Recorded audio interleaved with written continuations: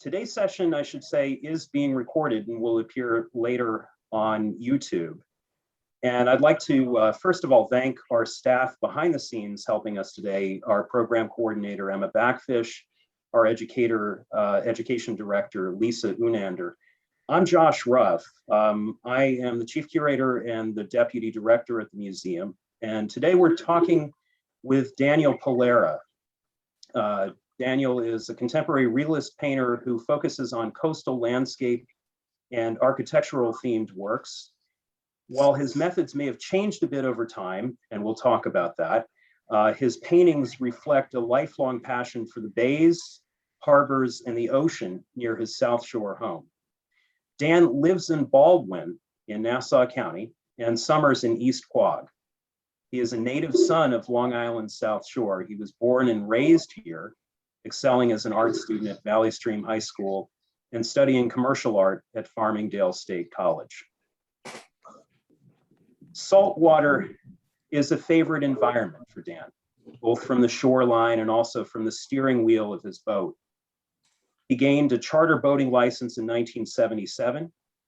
His paintings have especially immortalized one coastal vernacular structural form, historic bay houses. Their preservation is a cause he also supports as a board member for the nonprofit cultural organization Long Island Traditions. We thought that we would start today with a short film by filmmaker Peter Scheer. We feel it's a great illustrative introduction to Dan, and especially the organic connection that he makes between his work and his life on the water. And so we'll start with that.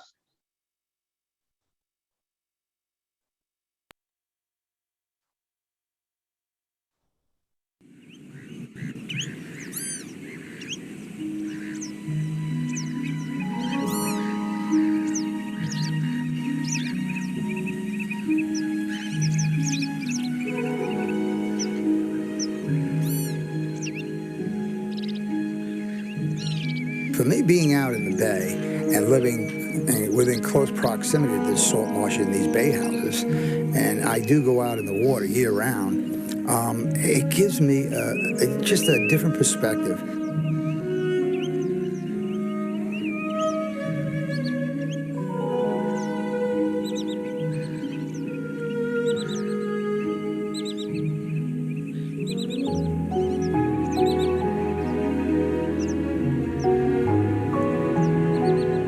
I get to see the nuances of how light plays on the salt marsh, the reflections on the water. It just has a special quality that's, just unmatched of anywhere else I've been.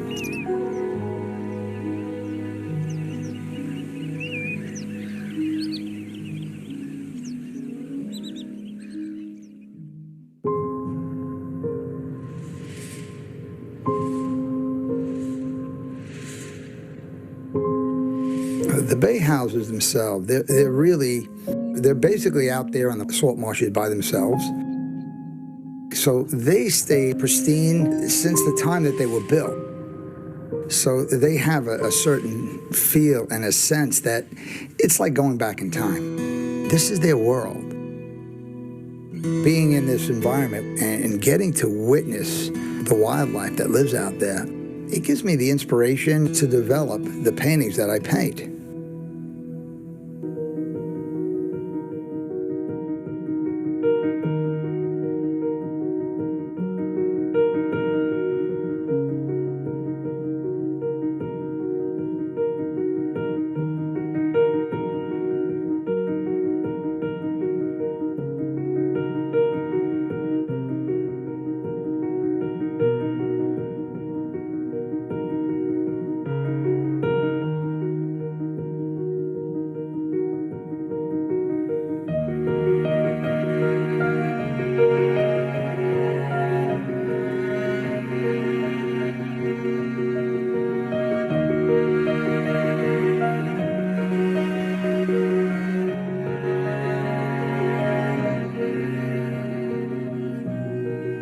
For me, my interpretation of the piece that I'm doing is through my emotions. And I would love for the people to be pulled into that piece that I was feeling while I was out in the bay.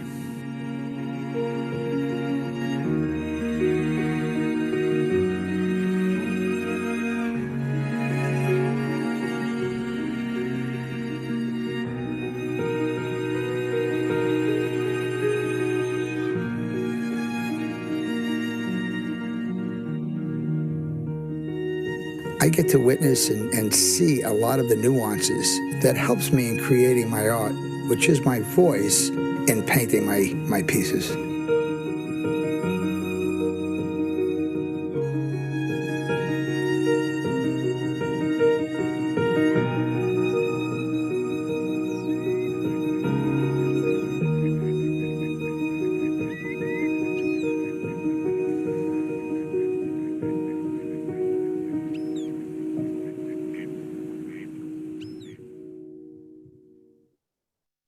So after Dan's success in the printing market years ago with Fairfield Art Publishing, he began to increasingly move towards easel painting and towards the life that you see a little bit of in that film. Today, he regularly shows in galleries in Connecticut and on the East End. And he has paintings in the collection of the Parrish Museum of Art, Guildhall Museum, and our museum, the Long Island Museum.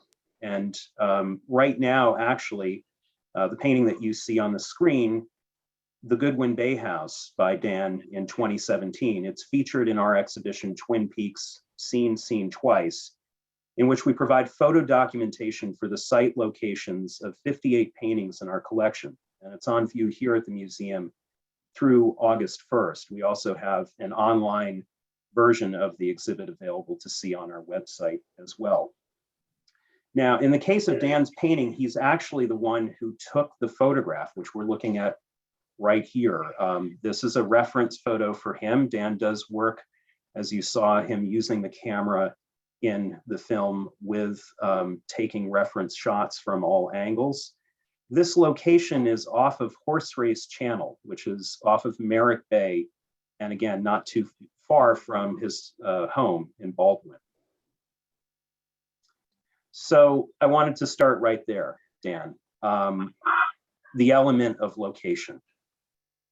This is a place that you have been near on the water and around from all sides for many years.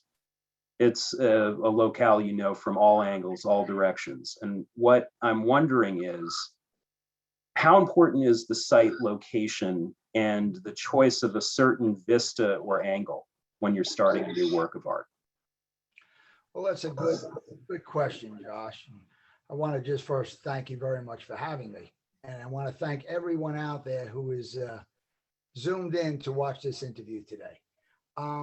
Getting to the question, I mean, I normally will go out with the boat, or if I'm on foot, you know, canvas the area. And for me, you know, the inspiration will strike, whether it's the light, the angle of the shadows, but it's an intuitive feeling that will give me the inspiration to go move forward in developing a piece. In this particular situation, you know, that area, you know, did that for me. And, you know, talk to me a little bit about the fact that, you know, you have to see it at different times of day, different seasons, different qualities of light. All of those things factor in, right? Yeah, I mean, you know, the seasons that change, the light changes, the salt marsh, you know, it goes from a green, bright, you know, yellow green in the springtime to a more deeper green during the course of the summer. And during the fall months, I mean, it changes to a golden brown, and it's, you know, the environment changes due to the weather. And for that matter, not only does that change, the light changes, you know, with the axis of the earth tilting. So, you know, it could be the same setting that I visited before, but it takes on a whole different feel about it. So, you know, I could revisit that same area and do multiple paintings from that area, you know, just as an example of different feelings that it portrays at times. Does that indicate that sometimes some of the works that you start are sort of years in the making, that you need all of that kind of background to sort of realize how you're going to start a certain work? I don't think I work that way. What I'll do is if I'm at a particular spot, because it comes randomly, it's intuitive. I'm just out with my phone or camera and, riding around, and you'll get a moment that happens and it doesn't last long, and at that moment you capture it. That's why I capture it with a photograph as a reference. And then that is the beginning of the inspiration that'll take it further for me in developing the piece. I'm, more apt to just get a spontaneous reaction from an inspirational standpoint to move forward with a painting. You told me once before that you need to learn to listen with your eye. And I wonder if you could kind of like flesh that out a little bit. What does that mean?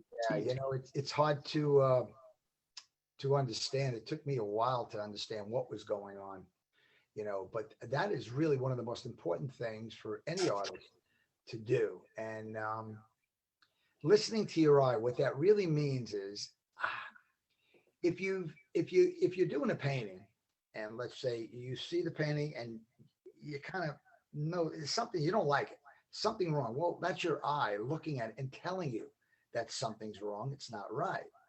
So you develop this skill after a while of listening to your eye, telling you it's not right. And then you have to figure out how to adjust it to make it right. But your eye will tell you when it's right. So it's a process that develops over time. You are sitting in your house. Yes. You're in your studio. You're downstairs in your house. It's a house that you had purchased originally many years ago with your parents. And actually it's a former den that your studio is converted out of. I just wonder if you could kind of explain how did you turn this space that's downstairs in your house into a painting studio? It developed over time. I was painting upstairs in the dining room when I revisited my art career and getting back into, really approaching it on a serious level. And from there, I need more space. So you kind of figure out, well, where am I going to go? My wife says, well, the attic, that's not going to work. There's no heat up there. I'll freeze to death. So I saw this den that really wasn't being used by anybody in the house. So I said, well, let me start down here. And the accumulation of what I have in this studio, if you look behind me, is it just happened over a period of 30 years. But to me, it's like an old shoe. It got very comfortable, and with the lighting here and this particular size of a room that I'm using, it works for me. You have been really gracious enough to pull two paintings and set them up on easels for us. And I wanted to take a few minutes now and have you take us through them. So Dan, I'm going to ask you to turn around just for a second, and I was going to ask about this painting. The painting that you're talking about, it's finished, correct? You Yes. Actually completed it. Yes. Yeah, and it's a very large size. It's 48 by 65. Yes. Yes. Is that's a larger size than you work at normally? Well, this size here is probably this is probably the maximum size that I work. Mm-hmm. I would say 48 by 60. I've done them 36 by 72. This is 40 by 65. So this is probably the largest size piece that I would do. The studio can handle it with the distance. I have to step back as far as viewing the painting for any sort of corrections, compositionally, or color-wise. How long did it take you to do this painting? This painting took me a while. I would say approximately 3 months. But I was working on other paintings at the time. I usually paint 2 shifts a day, one in the morning, one in the evening. And with a painting of this size and with the complexity of the cloud cover, the landmass, I probably looked at the painting 35% of the time and painted the remaining other 65% of the time, because the looking is what that's how you're listening to your eye. Mm-hmm. And the tweaking and the shifting and placement. to make the composition work properly. And do you have the way that you describe sort of the timing and the process? This is also, there are moments of frustration, right? There are moments where maybe things are not going the way that you want them to. You know, some paintings go a little easier than others, and this piece I really labored over. And this happens. You know, I mean, you get To your left, Dan, you have a painting on another easel which is unfinished, and it shows an incoming storm. And I wonder if you could kind of take us through the process of this one, because this work you're still working through it, right? It's still work in progress. Okay, so for me, my paintings look very tight, realistic, but they start out, you know, very loose and rough. I block the whole piece in. If I get a little closer, you can see the house here in the distance is very loose. It's just blocked in for color and value. This main structure here, which is the house that existed here, is blocked in with color and value. And the same with some of the landscape. The clouds are starting to be more developed because they're in the background. Originally, the inspiration came from this house here in photograph, which was the old, it's the Passalaqua house that sat on Meadow Island. And that house was, oh, it just had such an eerie feeling, but it had character of years facing the weather of the sea.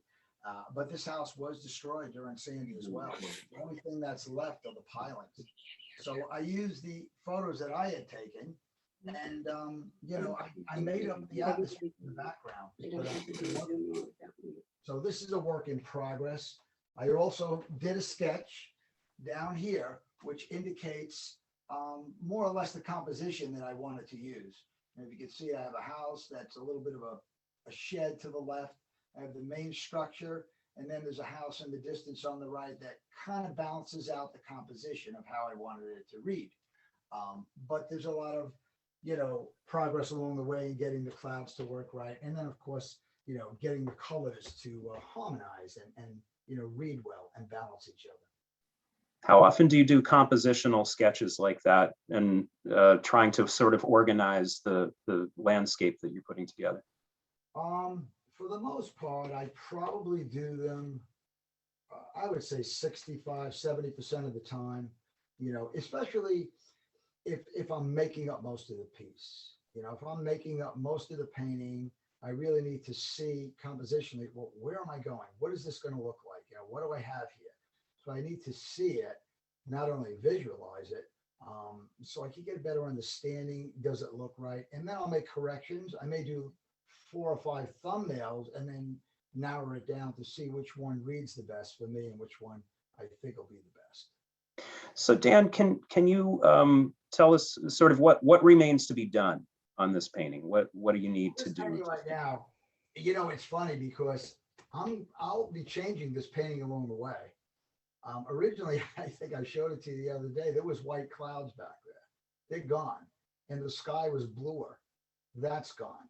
Because after looking at the piece for a while, I decided that instead of having a beautiful, bright blue, sunny sky day, and the storm approaching, which this happens in the summertime, I wanted to make it more of a late afternoon approaching sunset. And the reason for that is because the light will be more of a warm glow, and it adds a different sense to the painting, not only from the color tones, but the angle. The angle changes. The sun's lower, so it kind of hits sideways more. So right now I'm warming up the sky. I'm playing with that. It has 1 coat on it. It'll have a second coat and a third, and then I'll be playing with the clouds, which may have some underlying shadows. So I'll set that as the stage of where the light's coming from as the background sky. And then I'll readjust the clouds in the foreground to play into that. And then I think the rest of the painting is going to fall into place because I'm pretty familiar with, you know, how I'm going to approach that. Dan, you don't paint in plein air. I'm wondering about painting in artificial light, and just sort of what's preferable for you in the lighting setup that you have in this studio? Well, plein air painting is great. I mean, I did it very little years ago. I'd love to do it again. Time permitting, it just, it's hard for me. I'm painting in the mornings, painting in the evenings, and then during the middle of the day when I could do some plein air painting, I want to go out and fish. And so it's a matter of time. But the lighting I use in the studio is consistent. If I were to be painting in natural lighting, I would be doing the painting on a day when maybe it was sunny, and then tomorrow I'm working on the same painting and the skies are overcast. So it changes not only the values, but it changes the colors, and then it makes it a little more difficult to, keep on track of where you were going with it. I wonder if now you could maybe show us a little bit of the tools and the palettes, the paints, some of your paintbrushes, some of the other things that you have in the studio there. I'll just pan by these two paintings quickly, and then we'll go down to that. Sure. Mm-hmm. These that I just completed, and it's the baymen out there on the flats, clamming, and it's a late afternoon where the sun's going down, and I used this photograph, which didn't have much to it. I think I showed you that already, and so this one came out really nice in the sun. But there's also another one I did. It was Sailboat in the Bay, which I changed the back. Getting to the tools, I mean, I'm pretty sloppy. The paintings look neat, but when I'm painting, I'm just not focused on anything staying neat and clean. I'm focusing on the painting itself. So this all becomes like secondary in my brain. And it's just, this space is just developed intuitively over the years. That's comfortable for me to use fine brushes and, That actually really doesn't look very sloppy at all. I mean, compared to both some studios that I've seen and also my own desk. Okay, so I guess I'm not alone. No. But the materials that you've used have changed somewhat over the years. You did actually use acrylics at some point in time, and then started going into oil. How did that transition happen for you? Well, I used acrylics years ago. I mean, I really used a lot of different mediums. Back in the 60s, I mean, I used pastel, I used watercolor, I used oils back in the 60s, and acrylics and stuff I probably even forgot. But what happened was when I reintroduced my interest to myself in painting, the acrylics seemed to be the easiest paint or medium to use because they're user-friendly. They're very controllable. There's no mess, there's water. So, I started painting with the acrylics, which were fine. And, it was easy to clean. And down the road, I said to myself, they don't blend so well. The acrylics dry too quickly. So you really have a difficult time blending two colors together. Let's pick up where we were at. I think we were discussing the acrylics and the transition over to the oils. Mm-hmm. Was a little intimidating at first because oils they're not controllable. They're a little sloppy, messy. They're not as easy to use as the acrylics. But once I got used to the oils, there was no turning back. They blended so great. They were really great to use. They refracted the light so well. I mean, I was told that the molecular structure of oils refracts light, meaning it lets the light in, lets the light out like a prism. So, it creates a lot of depth to your painting, whereas the acrylic is more of a plastic paint that dries flat. So that itself just, led me to produce better pieces based on using the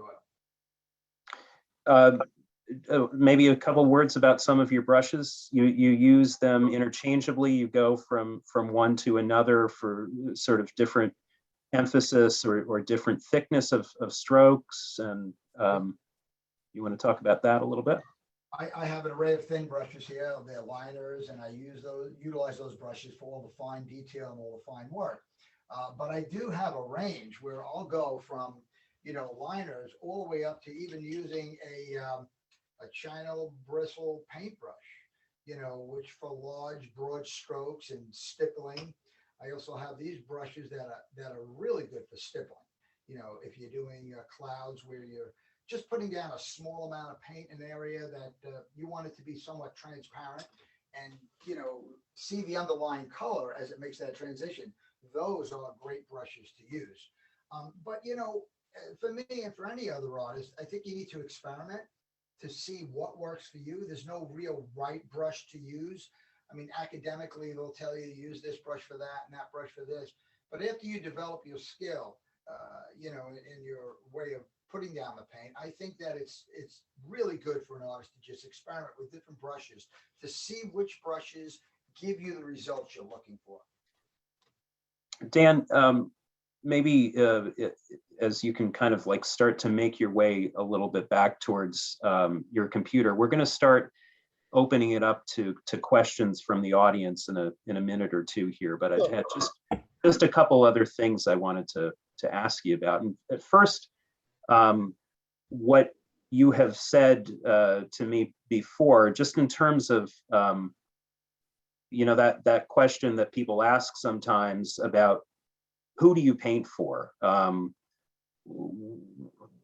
do you answer that question? Who is it that you are painting for when you sit down and get ready to go? Well, to be honest with you, at this stage in my career, I'm painting for myself. I mean, I'm painting, and the painting that's my voice. You know, I'm out in the water. You know, I've seen a lot on the bays, the salt marshes. This is what I gravitate to. This is what I love. And, you know, as an artist, you know, you're painting that. And that is me speaking on the canvas to the audience. And that's my way of, you know, communicating. You know, if you're a writer, you write a book and it comes out of you, you know, in your writing. And that's how you're communicating. For me, as a painter, I'm communicating through the canvas. So inadvertently, I'm painting.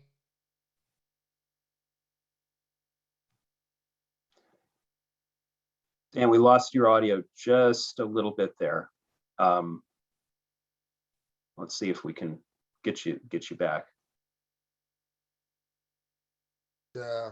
Yep, there we go. Got it. Yep. Okay.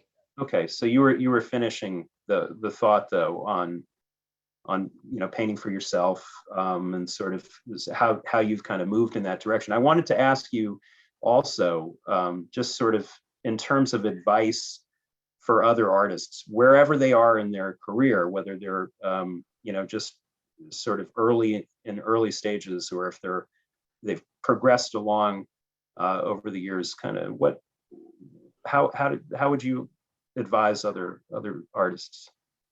Well, I have some good pointers, you know, going through the trenches of 30 years in this field. Failure. Everybody fails. It's part of the process. Don't get too discouraged over that. I know it can be emotionally discouraging. You feel, God, I didn't get this right. I'm no good. But it's part of the building blocks of making you better. You know, your eye gets better over time. Your skill set will just develop, you know. And I remember a teacher at Nassau Community College had told me once when I was in an art class there, he said to me, he says, Dan, just keep painting. Just keep painting, you know, and it'll develop over time. So that's one thing. The second thing, you know, I can't emphasize enough is you'll learn to listen to your eye, because your eye is going to guide you. It's going to guide you to make better paintings. It's going to guide you to distinguish, you know, should it be lighter, darker, greener, bluer? The composition, is it balanced? Something's not right. So it takes time, but learn to listen to what your eye is telling you, you know, because that is going to be, you know, your guide to becoming a better painter, period. Can you talk a little bit about the conscious choice? I mean, the recent painting that you did of Damon in the water, it's very rare that you have human figures in your landscapes, that Right. you actually have paintings that depict people. And you've said before that you like people to actually sort of see themselves in some of the landscapes. Yeah. Well, How does that play out in the decision to whether or not to have people well, in landscape? you know, I mean, I feel it and I see it that if you put people into a painting, it change, and they're more or less somewhat in focus or a part of the focal point, it changes the dynamics of the piece. If I go out in the salt marsh and I get to an area that inspires me through light, composition, shadowing, there's a mood there, there's a feeling. Just like the film you saw, that might have resonated because music was put to it to enhance the feeling. So my paintings really, my objective is to put the viewer into the painting to view it by themselves. So there's an intimacy going on between nature, the environment, and the light. But if you put a person in there, it becomes a narrative, but it does take away from the dynamics of the painting. It changes it. Mhm. So for that reason, I keep people out. I mean, the clammers were in there, they're silhouetted. They're probably more fixtures in the piece of the narrative, but they're not something that is going to interact with the individual looking at the piece. Or even if you were out there, you're not talking to them close enough to interact. So, that's something that is part of who I am and what I do. I'd like to open it up to our audience for questions at this point, and I'm going to ask you some more while we are waiting for some of those to come in.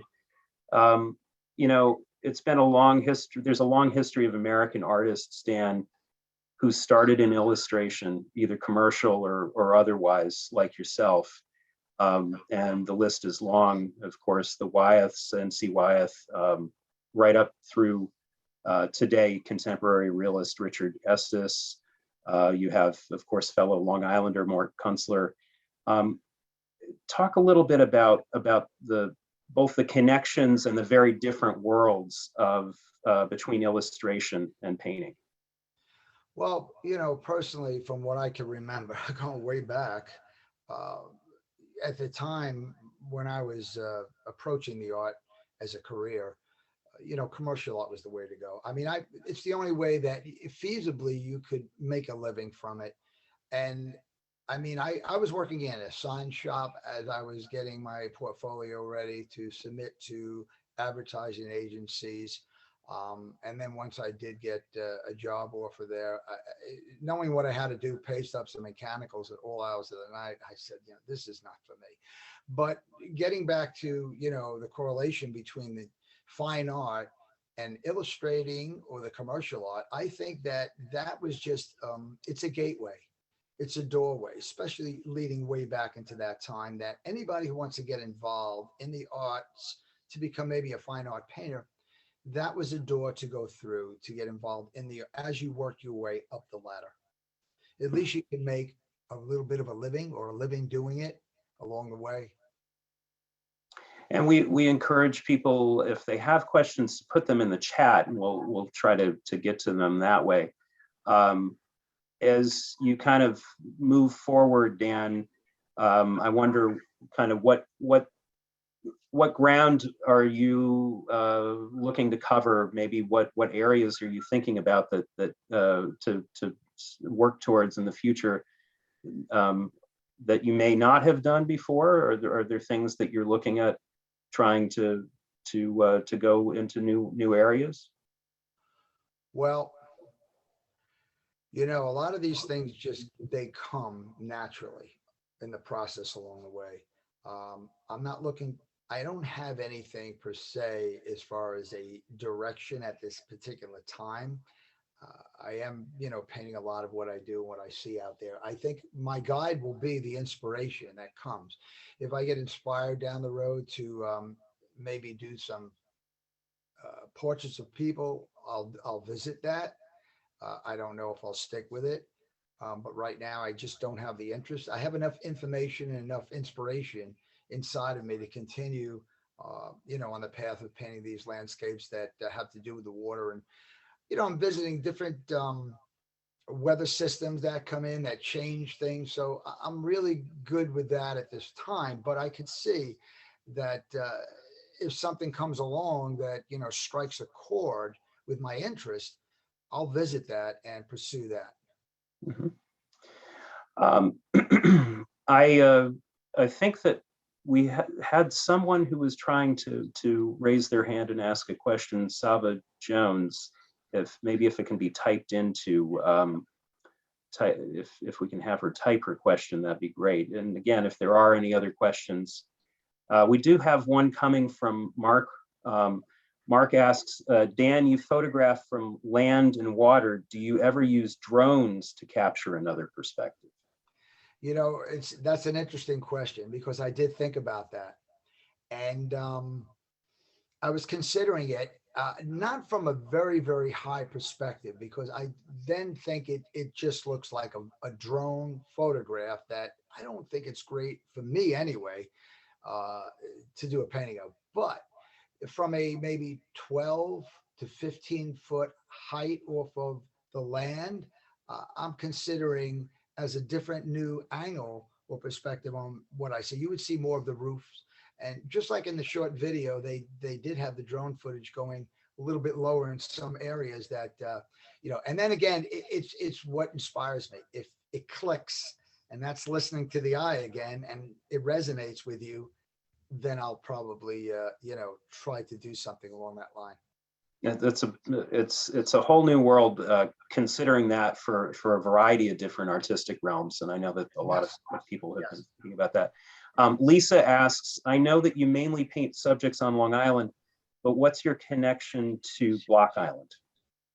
Block Island. Block Island was the catalyst to get me back into painting.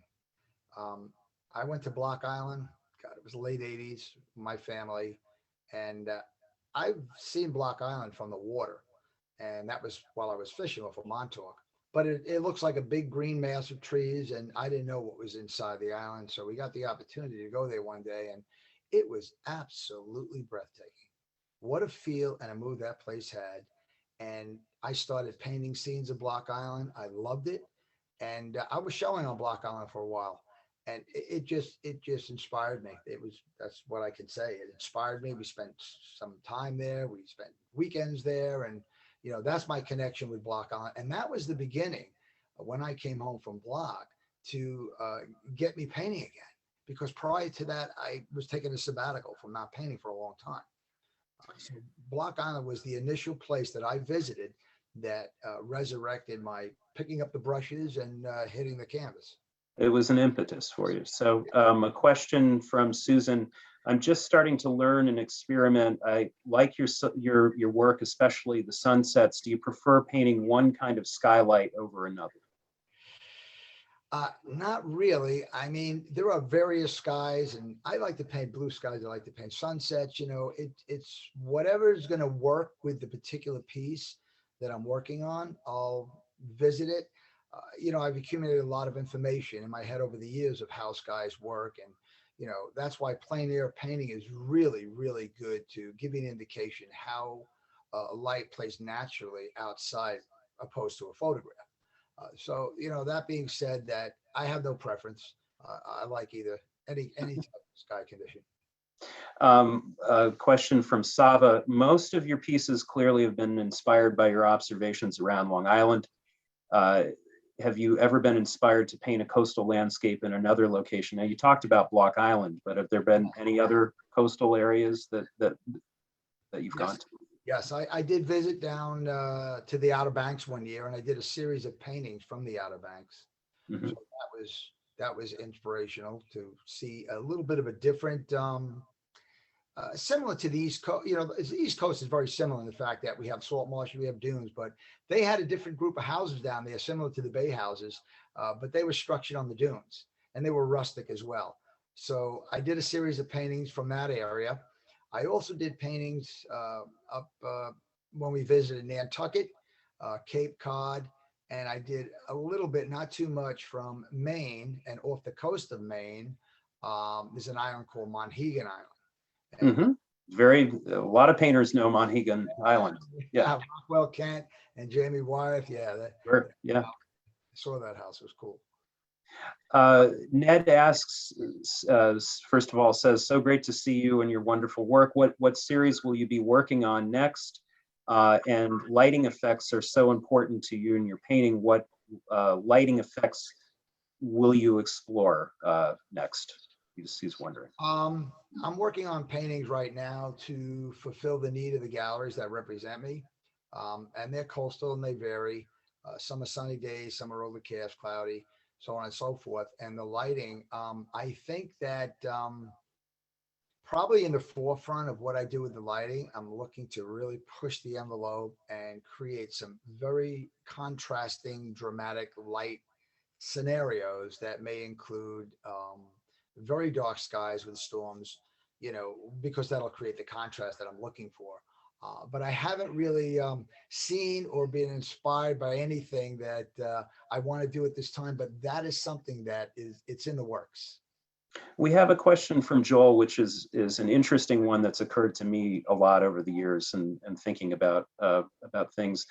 How important is framing to your artwork? How involved do you get in the choice of a particular frame? Well, I've been using fairly generic frames over the years that fit my pieces and will go in anyone's home. So, I don't get too advanced as far as the elaboracy of picking out a particular frame to go in somebody's house or to go with the piece that's, over and beyond. But I do use, quality frames that represent the caliber of work that I'm producing. And they're normally, a warmer silver, although I've tried a few other various frame moldings recently, and they work well as too. They do the job. So just wondering if there's anything else that you want to talk about that we haven't discussed here as we start to wrap up. Anything that we haven't touched on? Well, I'm here really, to try to lend some advice to people. I know it's a tough road, people that are painting out there, and there's couple of things that stuck with me over the years. Paint what you know and what you love. That's one good word of advice.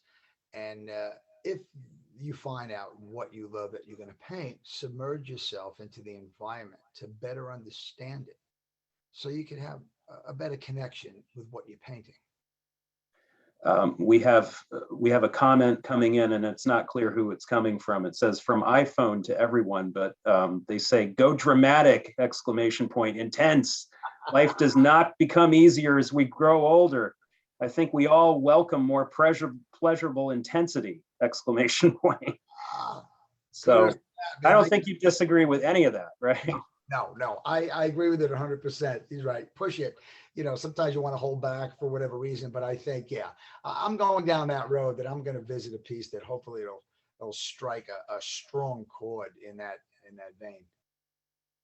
Well, Dan, this has been a pleasure, and it's been wonderful. It's just been a treat to be able to come inside your studio to see these works that you've had, that you've both finished and also are in the process of working on, and just to get some insights into what you do and how you do it.